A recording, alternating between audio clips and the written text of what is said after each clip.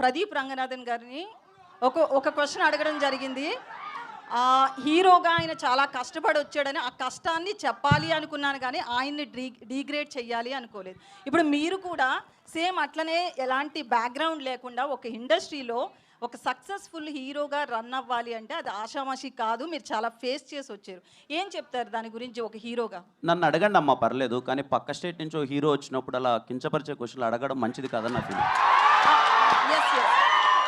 తప్పుగా కాదు.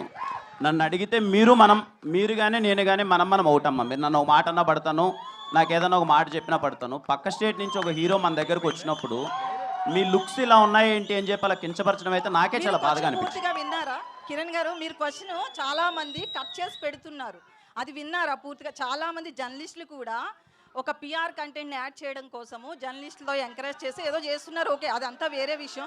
అసలు క్వశ్చన్ పూర్తిగా విన్నారా? కట్ చేసిన క్వశ్చన్ విన్నారా? మీరు అన్నదమ్మా ఇప్పుడు లేదు, నేను పూర్తిగా విన్నానమ్మా. అంటే నా ఉద్దేశం ఏం లేదు. విత్ రెస్పెక్ట్ యూ అండి, విత్ రెస్పెక్ట్ యూ నేను అడిగింది ఏంటంటే, నేను అన్నది ఏంటంటే, నిజంగా పక్క స్టేట్ నుంచి ఒక హీరో ఇక్కడికి వస్తున్నారు అంటే మన రెస్పెక్ట్. బాలీవుడ్ అని ఉండదండి. అతన్ని నేను ఏం అడిగాను అంటే, మీకు సరే నేను ఒక విషయాన్ని అయితే అందరికీ చెప్పాలనుకుంటున్నారు. కిరణ్